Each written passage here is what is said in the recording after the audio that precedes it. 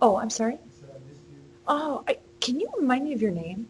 Brett, of course. It, no, no, oh yeah, of course I know who you are.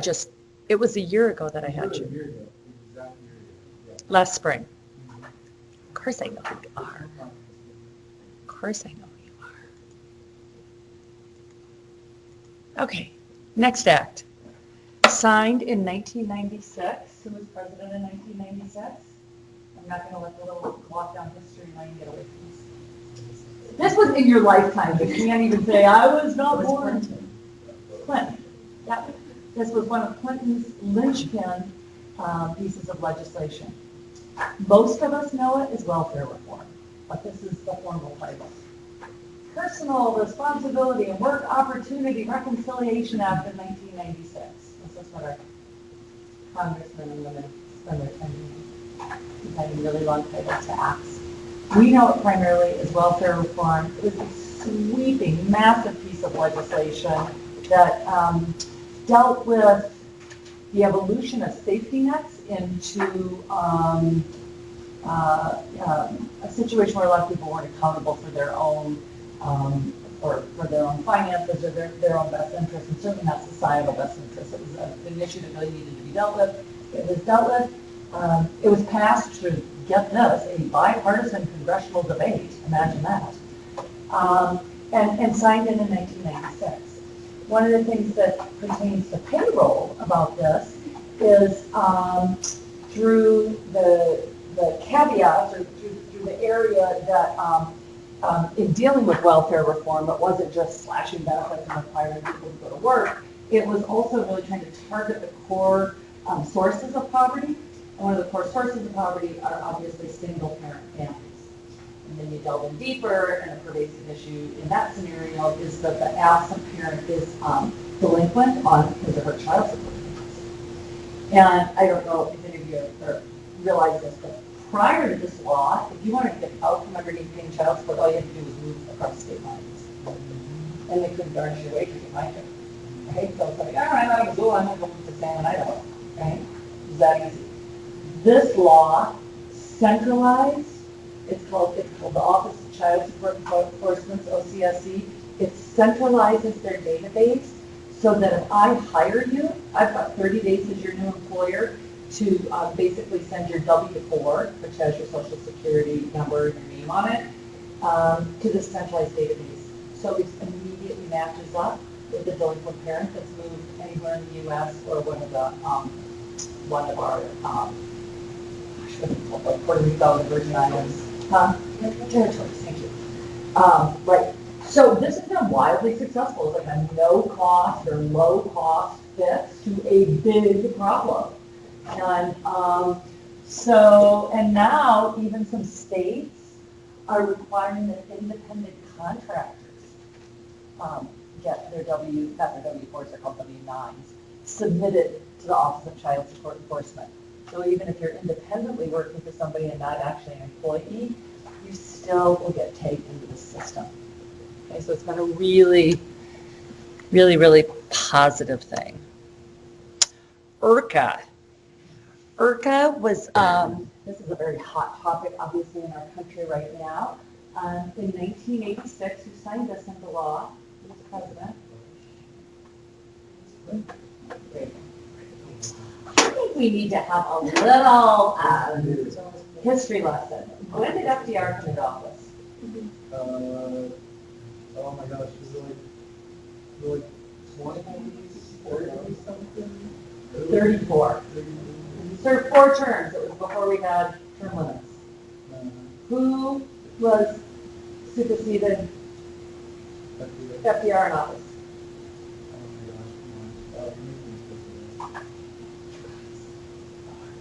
I'm not asking you for the history of Czechoslovakia's prime ministers. This is our own country.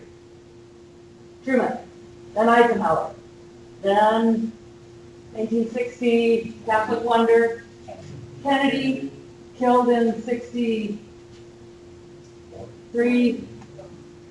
Who finished out his term? LBJ, who was so LBJ was he re-elected in 64? Oh, yeah, yeah. He was the one that scaled us up in Vietnam. He didn't rerun in 68. Who was elected in 68? That was Nixon. He was indicted on impeachment charges in, did he serve a second term? I don't know, last year, I think he reran in 72, because Ford finished out his term. And then who won in 76? It was a complete anomaly. Jimmy Carter. And then 80 and 84 were Reagan. 88 was H.W., right? H.W. Bush. 92, Clinton. 96, Clinton, no, Clinton served 2 terms. 2000, Junior. 2004, Junior. 2008, Obama. 2012. Let's just stop there. Okay, IRCA. The law that bars hiring and retaining aliens that are authorized to work in the United States. Prior to 1986, this was really not there's no law that spoke to this. So it's really in all of American history sort of a recent issue, in all honesty. And basically the mechanisms for doing this is by, when you come to work for me, what do I have to give you to fill out?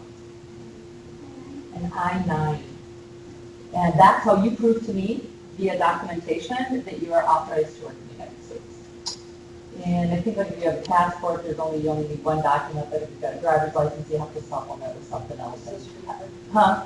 And I gotta take pictures of all that and keep it on file, right? Why in some places, like I was hired at a place that they would not take a passport, and I couldn't find my English should be required. No, you know why? Is that just like in your own policy? Because it should be, passport should work for both. I have no idea. To me, that's the most, We didn't even know, you know what I mean? We just said, oh, I didn't know if we accept the passport. Usually no. it's right on the It's form. just right there. It's just like if you have these documents, you only need 1 of them. If you've got these documents, you need 2 of them. If you ever hired anybody, you should know exactly. Yeah, or you could read it. Or you could read the form. So, Huh, no, I don't know why that's not acceptable. You want those on file, and, the new name of, immigration is, I guess the acronym is ICE, you hear that all the time, Immigration and Control Enforcement. If they come and they want to see your personnel files, you better have your ducks in a row and be able to show that you've documented, and there's big fines if you don't comply. Audit and level civil penalties. Okay, so again, I'm only talking about these laws because they pertain to payroll, so we're really scoped in pretty narrowly here. Okay, obviously, IRCA is a sweeping piece of legislation. You could run a whole class on talking about immigration and control enforcement. I could, but someone could. But we're just talking about it as it pertains to payroll, and as it pertains to payroll is, you better get some I-9, you better figure out how to ascertain which documents to take, and you better keep your records for 7 years. FMLA, who did we just decide would sign that? Clinton. This was his other big kind of keystone piece of legislation. So FMLA and then the Personal Opportunity and Work Reconciliation Act were sort of his 2 early out of the chute big wins. So, and big important pieces of legislation. FMLA is a safety net for folks that are adopting or giving birth to a child or taking care of a spouse or a parent or a kid. Okay? And prior to 1993, if it's like, oh my gosh, I've got to go take care of my sick mom, your employer could just be like, sorry, you're fired. Have up for that. So this was a safety net, hard fought, I might add. Many of the small business people and retailers did not want to sign on to FMLA. The way it was originally written was 12 weeks of paid leave. Imagine how some of that people. So it's based on the collaborative effects as it went through committee, the legislation emerged as 12 weeks of unpaid leave. And it doesn't need to be concurrent, not concurrent. Oh my gosh, my words are escaping me It doesn't need to be one day, the 12 weeks don't need to all be in a row. Consecutive, gosh, another tricky word, territories and consecutive. Right, they don't need to be consecutive. So, for example, if I've got a kiddo that's got epilepsy, I can take 12 weeks in a year without impairing my job, but it doesn't need to be consecutive. It can be 2 days this week and then a week off in the next month, and so on and so forth. So it can be really tricky for an employer, right? If that work still needs to get done, who's going to do that? So it only applies to companies, and I give you these kinds of caveats. 50 or more employees within a 75-mile radius. So you see that, and that's all part of the deliberative process as bills go through committee. So the way it came into committee is everybody's got to comply with that. Everybody gets 12 weeks paid or paid vacation, and this is what emerged from that whole bill writing process. So when you say within 75-mile radius, meaning like if the company has multiple locations, but they're spread across the country and there's only like 4 or 5 in each one, then it won't apply. Right, so they have more. Right, so if I've got a company, like say I'm X-Maps here in Missoula, and I've got 30 employees here and another 20 in Delaware, I don't have to comply with this. If I've got 30 here and 20 in Hamilton, I do have to comply with it. The employer also must continue to cover you for health care while you're taking FMLA leave, and you've always got the right to return to the same job. I mean, this is really, actually, my personal story on this is I moved back to Missoula in 1994 and started the university. And a year later, my dad got really sick, and I had to take basically a semester off and go down there and take care of him and sell his house and get him into care and all that good stuff. And Nick lost my brand new job if this hadn't passed a year earlier. So it was really, it's really a blessing. It's a safety net. Is there anything that says how long you have to work there before you're eligible? Nope. So you can be hired and then tomorrow and then you get FMLA? That doesn't feel right.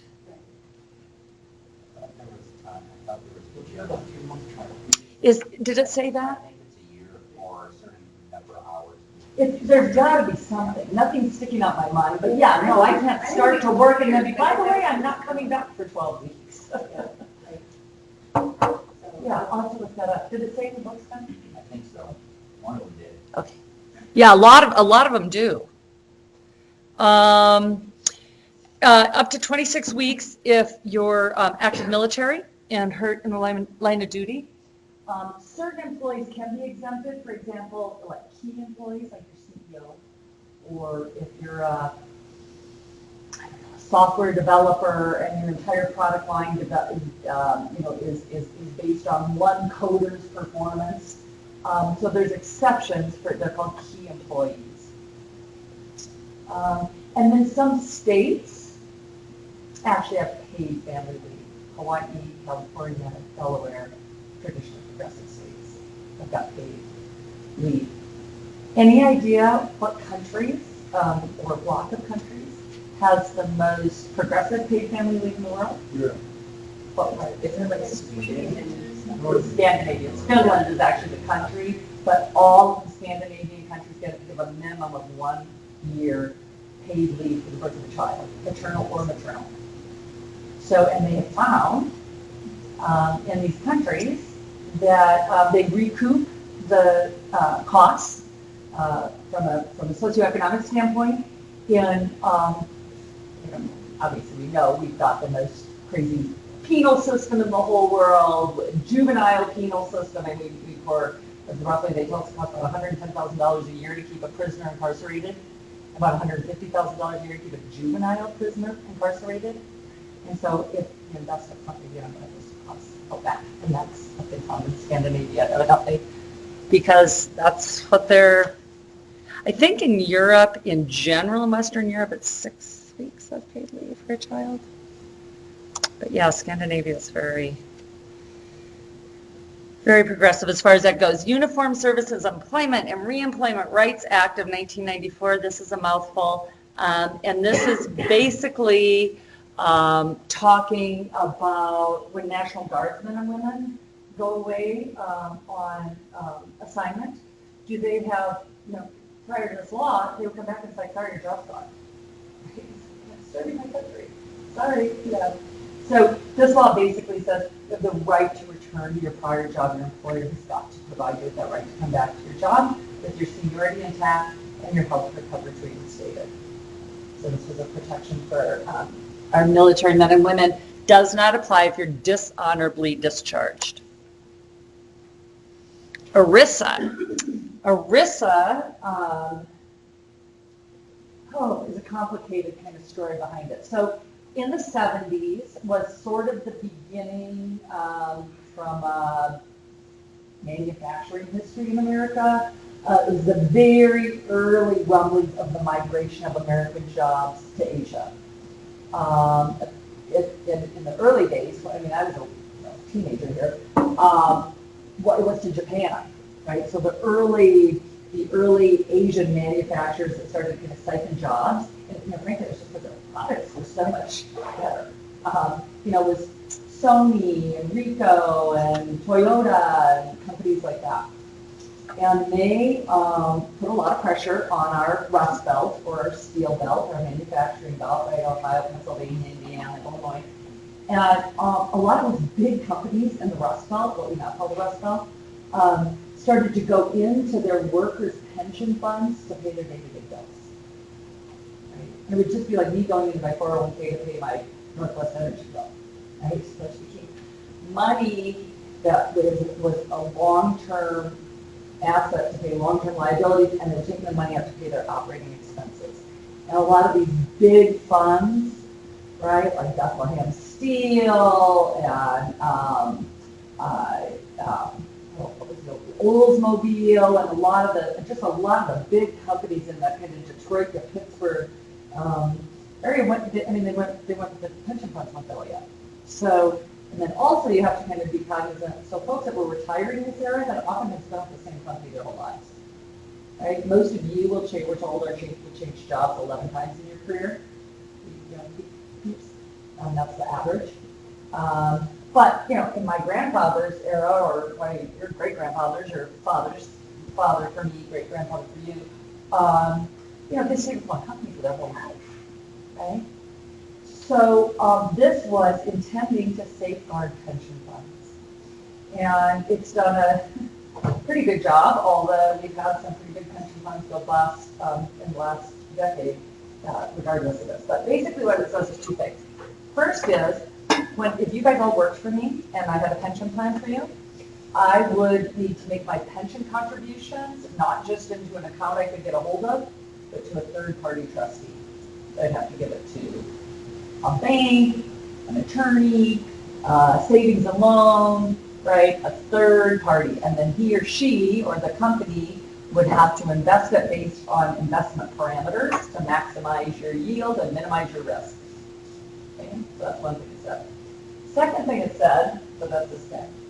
Trustees must monitor pension funds. The second thing is it established something called a vesting schedule. And I want to talk about that for a second because this is really important. Does anybody know what that is? Okay.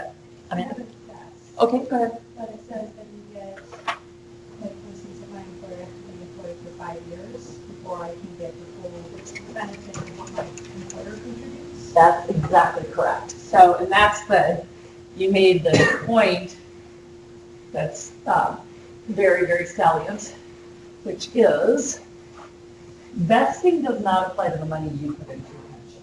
Okay? Here's your pension.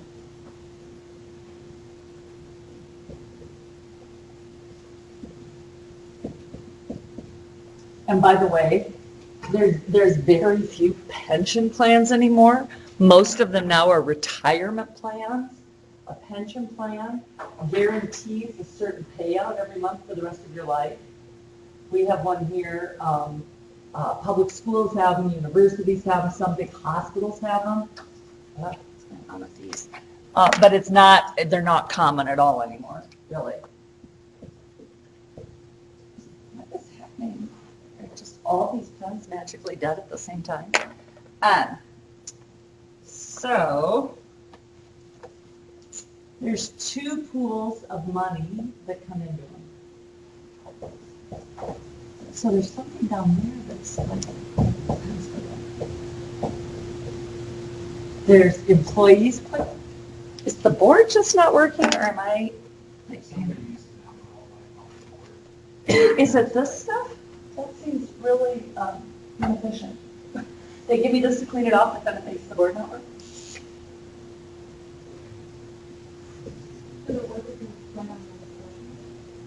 I'm just gonna write it there. There's some, I think it must have been dense in here. So they both put money in, right? And then obviously when you retire, you take it out. So in a traditional pension plan, before ERISA, I could say, you don't vest, it's a verb, you don't vest in my plan until 20 years. Which means you don't get any of this until you've worked for me for 20 years. So it really like stops mobility. You're not gonna go anywhere, right? After 20 years, for 18 years, you're gonna have a ton of money. You're not gonna leave. So what the schedule says, or what ERISA says, is you have to start vesting in 3 years, and you have to be fully vested in 6. Right? So you have to start some sort of vesting in 36 months, and be 100% vested within 6 years. I will tell you, in highly competitive markets like we have right now for employees, or in highly competitive fields, I've got a son that works in Silicon Valley, and it's like everybody vests in everything on day one. Because you're not even going to get young people to apply if they don't, because they turn over so frequently. I think it's something like 18 months is like longevity in Silicon Valley. It's just insane. So, but in more traditional plans, or if you go to work for St. Pat's or Rail Link or the University of Montana, you're going to have a vesting schedule. And this is just an example. You know, after 2 years, you're 20%. After 4 years, you're 40.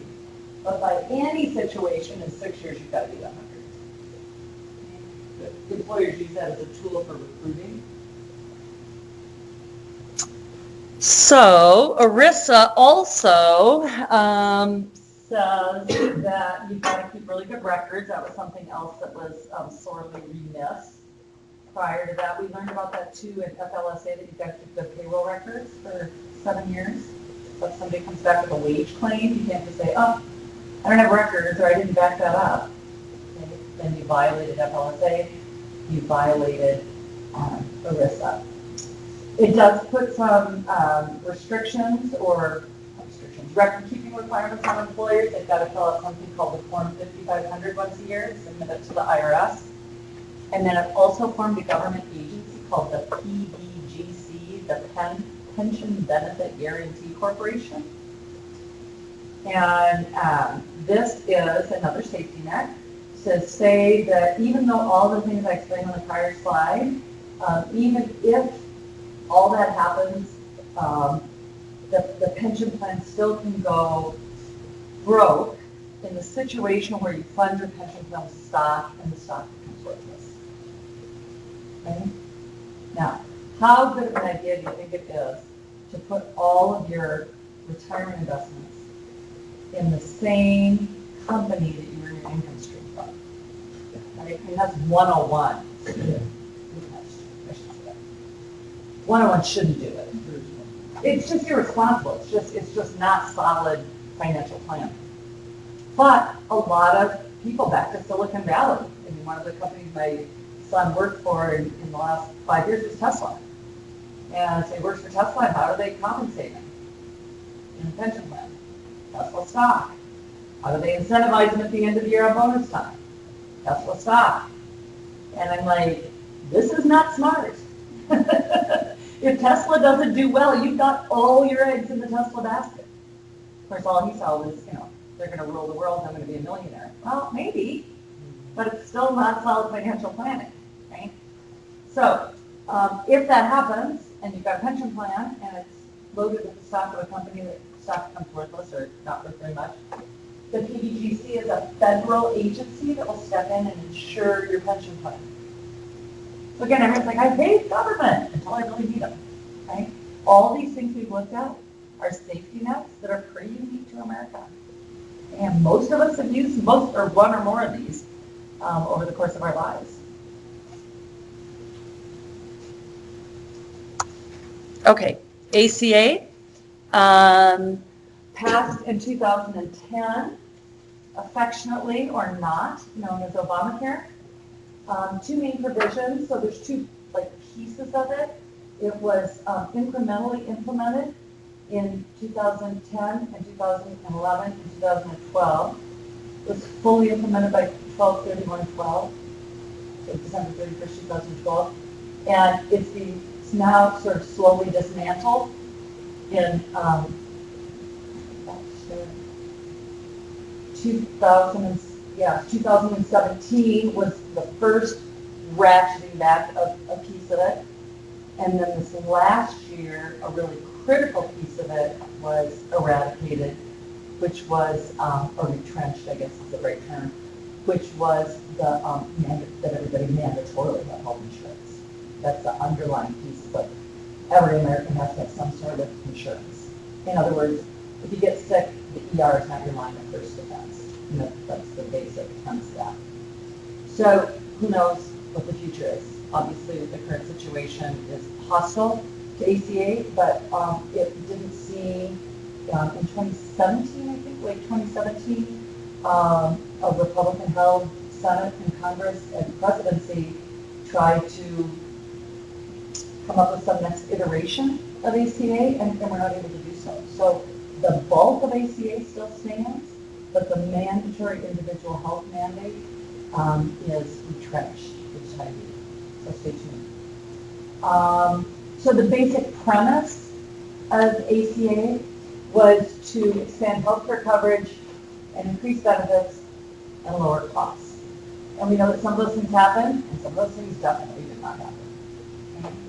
At the time that ACA was signed in, there was 40 million uninsured Americans. Now there's 6.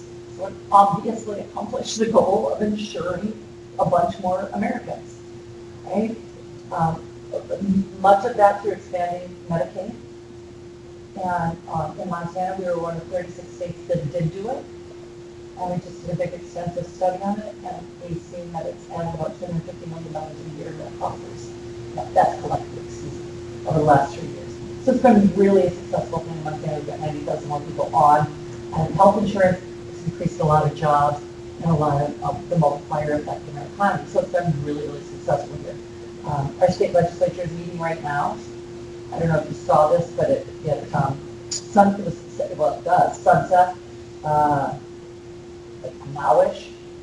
And they took it in front of us as voters in November and tied the re-upping of it or the continuity of the expansion to the tobacco tax. And what happened? A big tobacco came in and spent $17 million that went down. So it was not, I mean, it seemed like a good idea. Like, who would want Medicare paid for by a cigarette tax? Except for the answer is the tobacco companies don't want that. And they have infinite pockets. So now it's sitting in front of our state legislature, which may or may not, vote to continue it. So stay tuned. That's all an offshoot of ACA. All these really localized issues are an offshoot of ACA. And then it also established state-based health insurance exchanges, and I'm sure you've heard family and friends talk about going on the exchange to get insurance. And there's different level plans, right? Bronze and silver and gold and platinum, and they have different kinds of costs. And then if you're low income, the government subsidizes the cost for your health insurance. And that all goes, literally all goes through your payroll taxes and your income taxes. Huge learning curve for those of us that have taxes. It's like, oh my goodness. Right? And people weren't psyched if their tax bills went up. I mean, like my bill for my time. It was like, I've got another 3 forms I've got to fill out. So we're a big country with complicated medical histories and situations, and we'll see what happens as we go to press. The ACA faces an uncertain future, and it also said that employers that have more than how many employees have to provide insurance for their people? 50.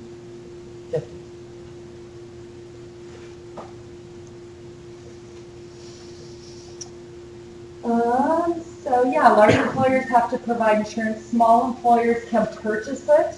And again, the government will subsidize you if you're a small employer and you're providing insurance. So if you guys all work for me, there's 12 of you. And I have a bike shop. Chances are, Missoula, Montana, I'm not gonna have money for health insurance for all you guys, flat out. So I'm gonna look at the small business health options program and, hopefully receive a tax credit for up to 50% of the cost of your premiums. Or the government will pay about half of the cost of your premiums. There's lots and lots and lots of really good pieces in ACA. Unfortunately, they did not lower costs.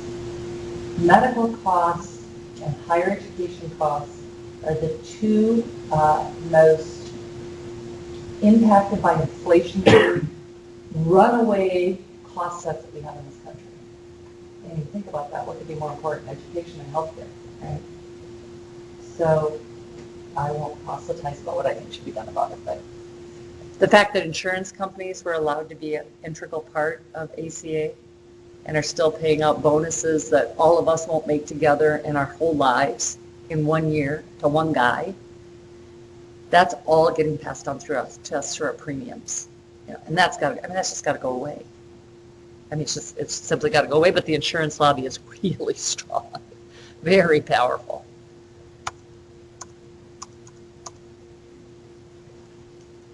Okay, workers' comp, and now I'm talking about different laws that are state-based. 150. State-based, we have workers' compensation laws. Every employer has got to provide workers' compensation to their employees through workers' comp. And the employer has to pay for it. You can never require it or ask the employee to pay for it.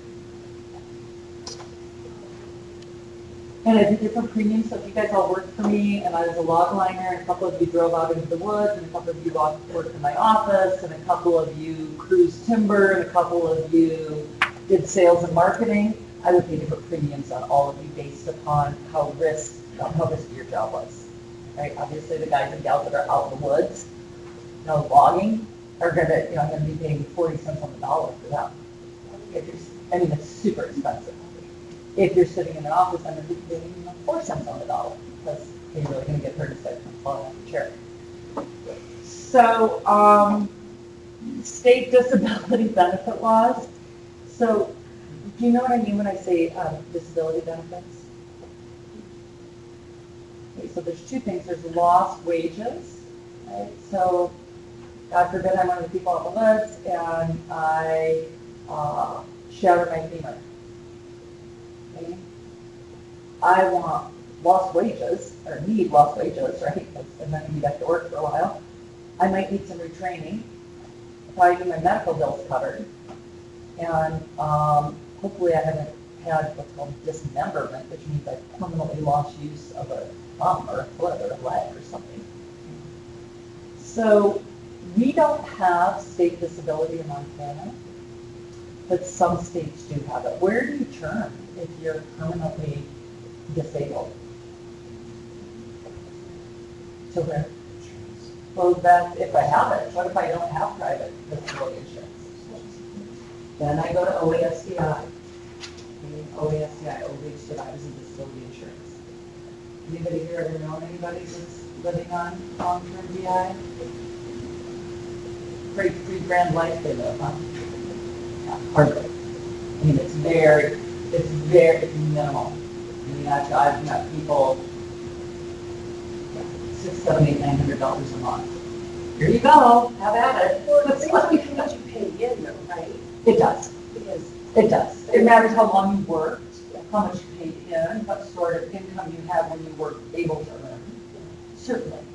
because it can vary huge amounts. Certainly. But if you were a low-income worker, you're going to be, getting checks at $800 to $1,000 a month, and be trying to make a living on that. So someone never works, they just don't think or profit, right? Oh, you've got to have, oh goodness. I believe it's 40 quarters, so 10 years. Yeah, no, if you've never paid into OESCI, you have nothing to garner back unless you're a survivor. So say you were 60 and your father had sole custody of you and he died, you're going to be taken care of under survivor insurance. Until you're 18. And then college. And then if you're a full-time student, you're 24. But yeah, if you've never paid in, and that's, I try and tell that to some of my tax clients that have a lot of their earnings are under the table. I mean, I can't know that, obviously, but that's and I will warn them, it's not, you might be saving 6.2 cents on every dollar you earn now. But I mean, honestly, someday you're going to want your Social Security check. What if you become disabled? Et cetera, et cetera. You're not really, waltzing around the system. I mean, you are if you never need it. It's just like anything else. I don't have health insurance. Well, awesome. Yay. Don't ever get sick. You're screwed. So it's that kind of thing. So is there like a set amount, and then when that runs out, or is it like? No, it doesn't work like that. That's a good question. It's not so much like your Social Security number is dialed in, and then when they hit that magic number, oh, Brooke paid in X, and now she's taking out Y, so she's over. It's not like that. It's a big pool, a big fund, So some people do go their whole life and never collect from it. I could pay in my whole life and die, and none of my 7.65% is ever going to come back to me or my heirs, right? But I could also live till I'm 105 and I collect a whole bunch more than I ever paid in. So you're saying that in order for like a kid to be a survivor, there has to be a single parent? No, it doesn't have to be a single parent. They have to have had an earning parent. An earning parent. Somebody that's got wages or self-employment income posted to their account. So, for example, my husband, he's on disability, and so if he were to get then my kids would get nothing from that because he's on disability. No. He's on disability. He's on long-term disability through the federal government because he's got the 40 quarters. So that same 40 quarters. He's been on disability for Right, but he somewhere had 40 quarters of earnings, or he wouldn't be on disability. So it's only if we've never reached that point. Yeah, those 40 quarters don't have to be consecutive. It's like, I worked 5 years and I dropped out of the workforce to have kids, and I was gone for 10 years, now I'm back in. It's 40 quarters or something like that. Actually, while we're talking about that, you should look at your Social Security statement once a year. I look at it every single year, and I've had 2 years. I've been working basically since I was 14, so 42 years. And I've had 2 years of missed postings. And one was a couple numbers were transposed, the first 2 numbers of my wages, and that was like significant, big difference. And that's what your wages are, that's what your payouts are based on. You want to make sure those are right. And you correct that. Called Social Security. And, spent 26 hours I'll never get back. But, I was going to get it corrected, and I did. Okay, so my point of all this is that some states actually have state disability where all those things we just talked about, the state will help compensate. And they're, again, in progressive states, and they're at amounts that are way higher than you get from federal disability. Okay? But somebody's got to fund that, and the way that that's usually funded is some combination of employer and employee tax, like we were looking at FICA. So none of that's free. I will tell you that if I were you, 110%, if you work, I would buy private disability insurance. Orange disability insurance is like $10 a month. It's nothing. But it says if my husband or I ever are out of work for more than 6 months due to a disability, we get to collect 67% of our paychecks. Forever. So if I got in an accident and lost my eyesight, I was disabled and unable to be, obviously an accountant or a professor anymore, that's a pretty nice, security net to have for $10 a month. So I really, really, really encourage you to do it for kids. but even if you don't, because let's be honest, who's going to take care of you, right? And you can get it with like the Aflac or Unum or any of those big companies. Okay, HR and payroll accounting. We've been talking a little bit about, we've been talking a lot about payroll and how does the human resource system interact with that. So they're really different areas. Payroll is generally housed in the accounting department, and HR is its own department. And they do a whole lot more than payroll, obviously. They do all the recruiting and training and promoting and compensating and complying with organizational structures and development and all that good stuff. So payroll is just a piece that HR intersects with accounting for. Payroll is usually under the direction of something called a CFO, which is a chief financial officer. And it says here the trend is to place it under the direction of HR. That does not hold true in Montana. I can't name any one of our top 20 companies that has their payroll under HR. Here they're generally still under accounting.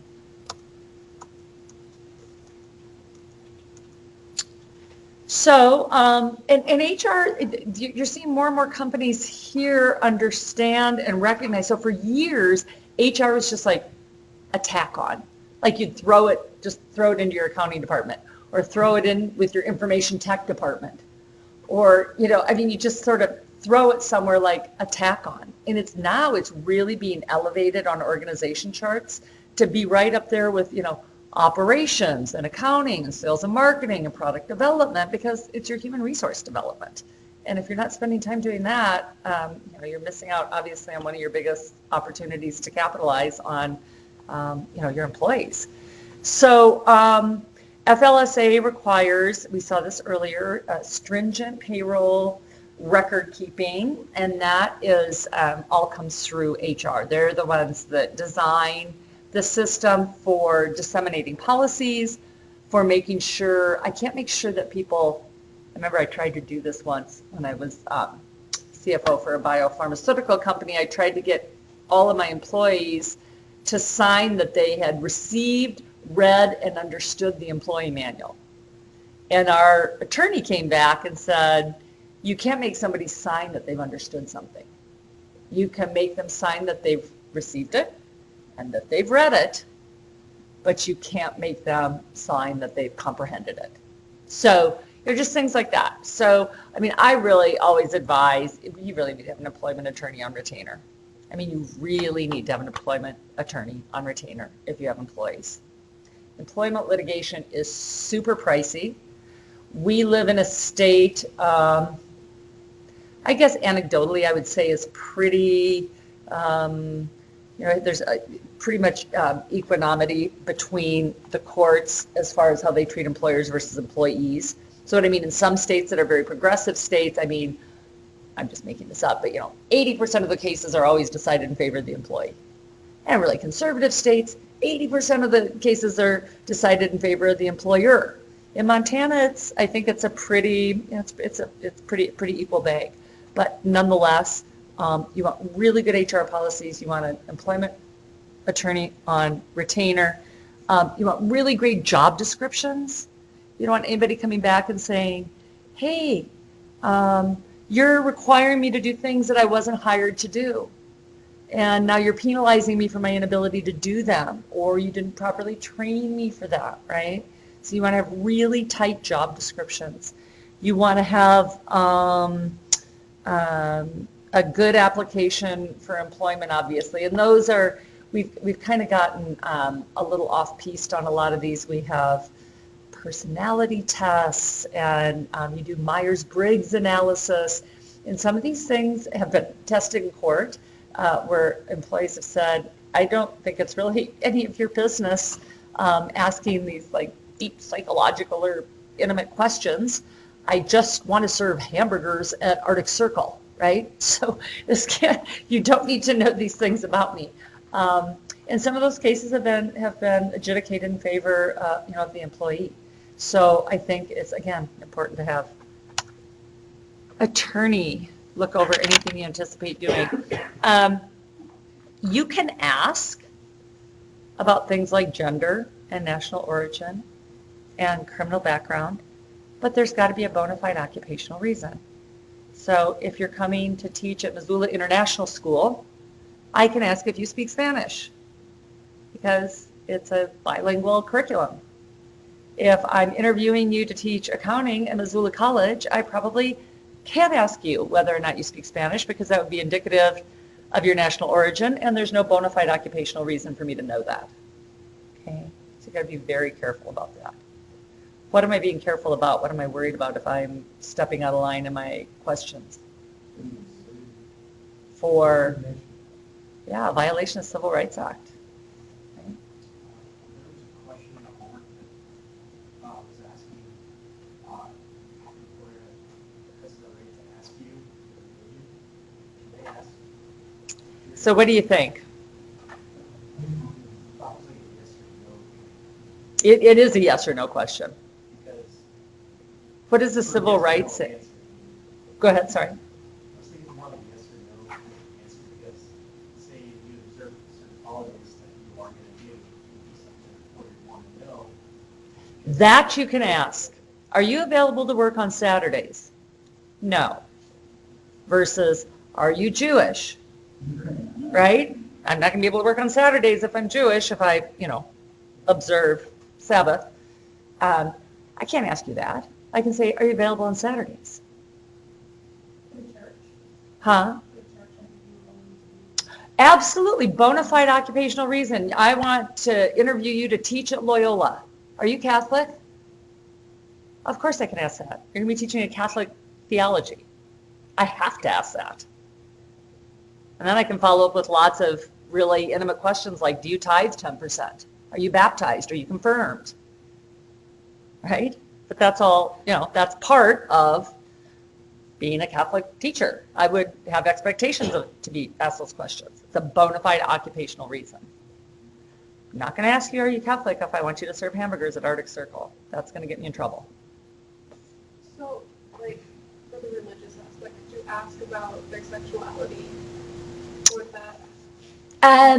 Okay, so that's actually really interesting. That's getting into, we've seen some cases, Missouri or Kansas maybe, surrounding this, where under, what was the case? I want to explain it, but I'm not going to try if I don't feel like I can do a good job with it.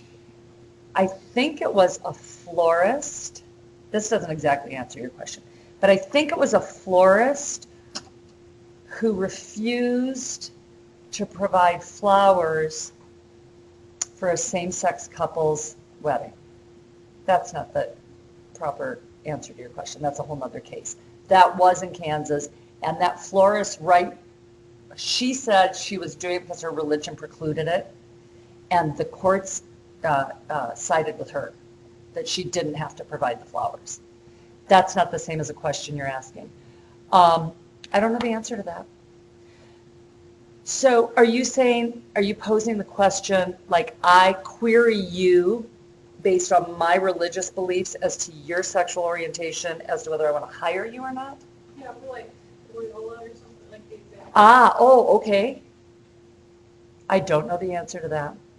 And my guess is, unless it's been determined in a court case in a similar scenario, then no one's got the answer to that till it happens and it gets taken through the court system.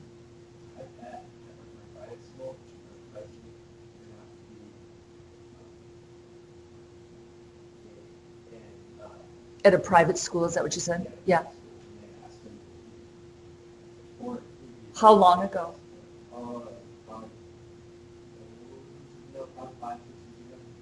That's still legit. I had a friend get kicked out of a Valley Christian for being gay. So, Like recently? yeah, that was a couple years ago. So, and because it goes against their religious beliefs that They must have something published that you sign on to. Sign something through the church saying that you are what you're saying. I would imagine that they have got some sort of very airtight, that they've had their legal counsel look at something that says that. I'm not making any commentary on the ethics of it, but from a legality standpoint, I would be very surprised if they didn't have something that has been through not one or two, but probably 3 to 5 sets of legal eyes. That you've said, I am not these things. I'm speculating. Yeah. It's interesting. So many of these cases, and I'm not really equipped to facilitate discussion on them because I just don't have a very deep knowledge of it. But anecdotally, my impression is that many of these things are going to play out in the courts. And they're just going to see them going, to higher and higher levels, circuit courts, court of appeals, SCOTUS, and on up the line till we get definitive answers on how to proceed with some of these things. So the criminal history record, type of thing, what are the minding of that? Because if an employer doesn't want to necessarily hire someone who's had legal trouble.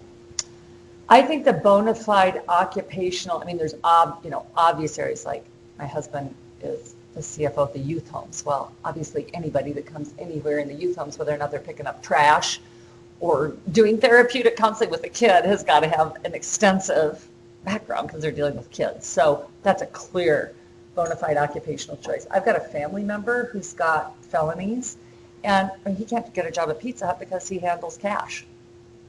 Bona fide occupational reason for doing a criminal background check.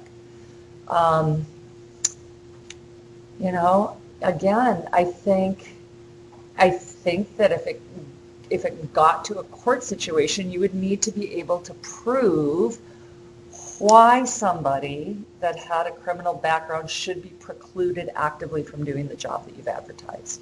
And I think a lot of jobs that would be easy to do, but not all. Anybody have any insight on that? Do you think criminal background checks are pretty status quo in a lot of jobs now? Yeah, I am a receptionist. We had a set of things that I didn't have any background. Right, was criminal. Right. Yeah, we certainly do here, but that's just a really tough problem. You know what I mean? Because, think about it. Criminals get released from prison with what, $60 to remain in custody? Am I correct on that? Released from Reading. taxes, it's 90. Yeah, I know in Reading, California, that's what it was too, because that's why Reading, California has one of the, is crazy. Reading, California, you guys probably heard it, has one of the worst rape problems in America. And it's because all these prisoners from down south a little bit more get dropped off on a bus in Reading. Just popped off there. Just literally with $60 to the name and nothing else. And it's like, where do they need a job? $60 can get you like a hotel and some food for one night. Here's my whole problem with the penal system when you pay $110,000 a year to incarcerate somebody and put zero into their rehab. Good luck. Stay out of trouble. And we make them even more desperate. You know what I mean? That's when people do bad things, when they're desperate. It's not really bad people, it's just really desperate people. Yeah, it's a huge issue. Yeah, my nephew can't, like I said, get a job making $8.30 an hour. And no surprise, he's a repeat offender. Because it turns out you don't need, and nobody does a bona fide occupational check to sell drugs. Yeah. And you can make money doing that. So, it's a big problem. We need to go Portugal style and live that thing. Prison reform is a very big issue. And it's interesting how it ties into this. So many things tie into this. This is really a big, broad, pretty interesting area. Fair Credit Reporting Act. This just says how the background check must be compiled and that you've got to keep the data confidential, things like that. We talked about the psychological testing. I can do a Myers-Briggs on you or some crazy psych test if I want you to sit at my front desk. How do I do that? Right? Again, just back to state law and my recommendation to have an employment-related attorney on retainer. Safeguards to prevent lawsuits. Why do you think accepting applications only online would help to mitigate number of lawsuits? You can't base it on how they look or if they smell. Profiling. Yeah. Okay. Wait, can you like, a reason for you not hiring someone can be because they like smell even if they're in a retail job or something? I think that probably is a little bit of an extreme example. I'm not going to jump in on it. But yeah, certainly. And again, we have policies and procedures about hygiene and it's perfectly acceptable. Your hair's got to be at such and such a length. Or I was just talking to one of the CPA firms in town. I got such a kick out of it. He said, I'm paraphrasing here, but the long and the gist of it was, and he's kind of an old school guy. The gist of it was, yeah. For years we wouldn't take anybody with those, facial tattoos or piercings, but now that it doesn't seem anybody doesn't have them. His point was like we've had to broaden our scope of who we'll look at for professional jobs because so many. Actually, it's interesting looking up this particular group. There isn't appear to be any facial tattoos or piercings.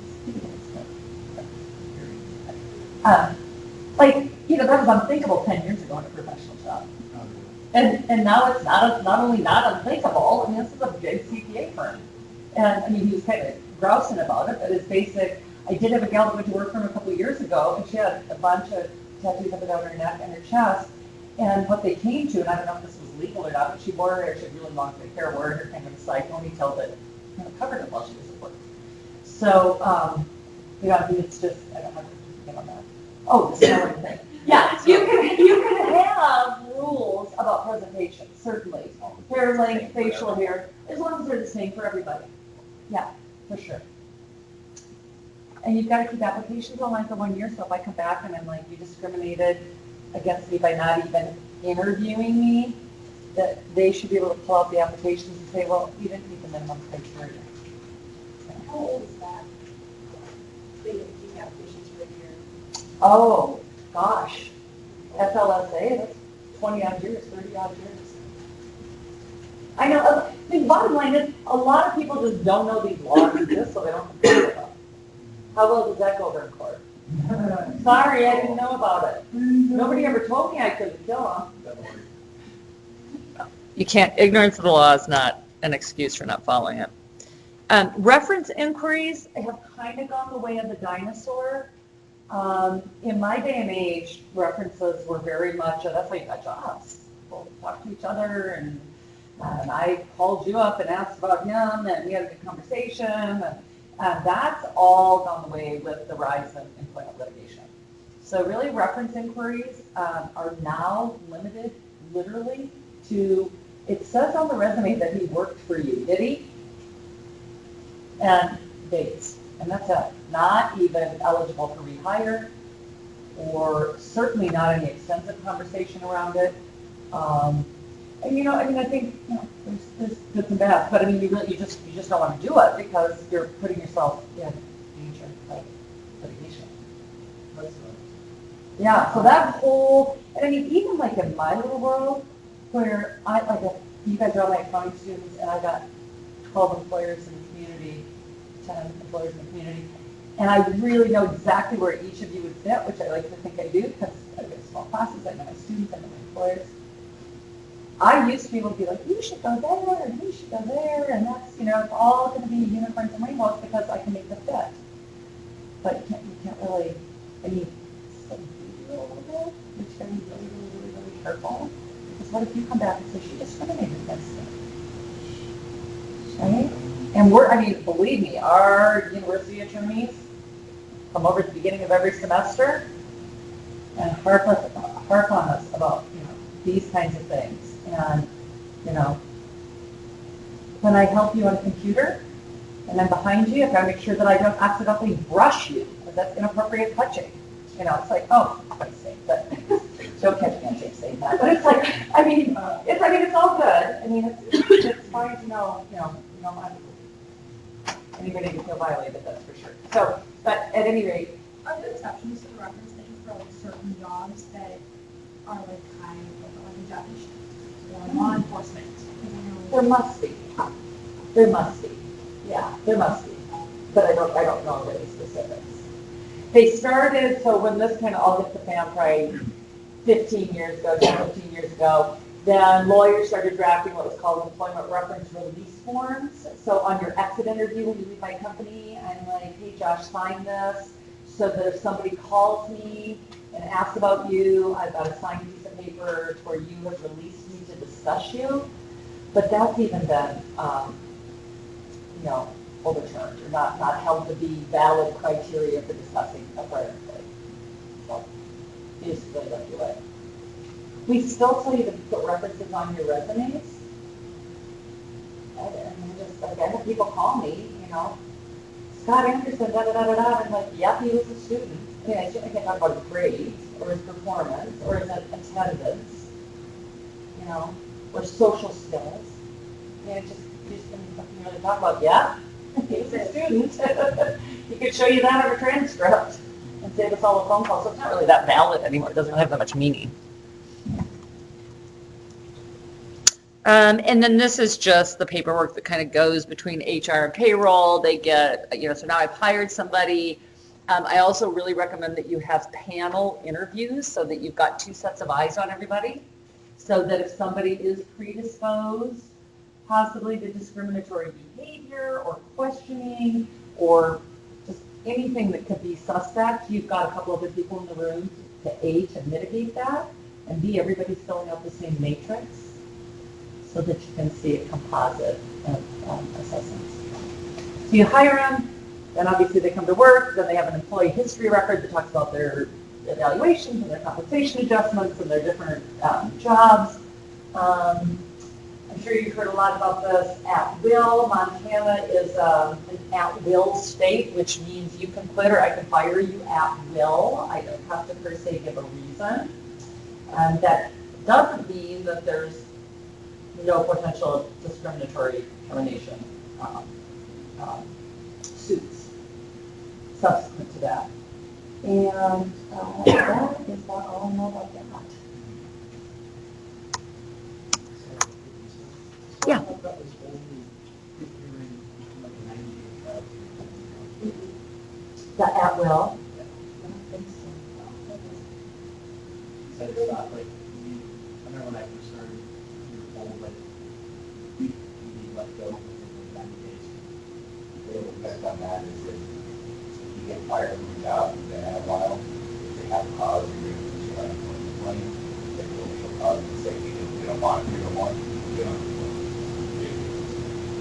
That's exactly what it is. So that probationary period, in no situation are you ever going to get unemployment because you haven't worked there and accrued enough time to garner unemployment.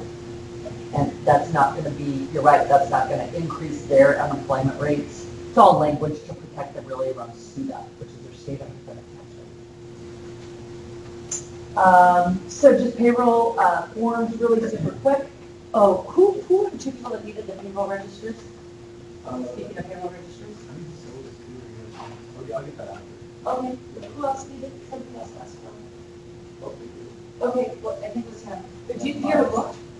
I was able to find it. I was able to find a book. I literally didn't get here until Friday From, from Salt Lake City, Oh. from Indiana. Oh. Indiana, but then I was Okay. on Friday. And I was, there's no movement, so I was in downtown Salt Lake. oh, So that's what I did for free, so thank you, Vivid. what's Vivid? Vivid Smart Home Company, Oh, #1 smart home company in America. Salt Lake Jazz, Utah Jazz played Vivid Smart Home Arena. oh. So yeah, I've never heard of them, but I love the idea of smart home. they're in the Forbes Fast 50 Awesome. company. VIV. Here, I was doing my part. Okay. I know what happened. So this is the payroll register. This is what's behind the scenes for when we're processing payroll on software, all the earnings, all the deductions, the net pay. And then for your payroll register, the documents flow to something called an employee's earnings record, which is for each person instead of each payroll. So that keeps just your cumulative earnings. And then that all culminates in your year-end stuff, like your W-2s. A lot of companies outsource payroll now. It's really expensive to do in-house, and it's really complicated. The next 15 weeks, or 14 weeks now, I guess, there's a lot to payroll. So a lot of companies just choose to outsource this and pay a company $100 a month for each employee. And they've got to get everything right, the deposits, the reports, the payrolls. Yeah, that is really the wrap up of chapter 1. So for Thursday, we will go over your homework and hand that in. It's on your syllabus. It's on the last page. We're doing a couple of discussion questions and a couple of review questions. Do not copy the answers out of the book. I want it in your own words. Okay. And plagiarism, by the way, BPW. Yeah, so, so we'll do that on Thursday. We'll go over a tax table that I want you to start memorizing, and we'll start on chapter 2. The book's down in the library. I'll leave it down there, because I need it, like, by next week, so,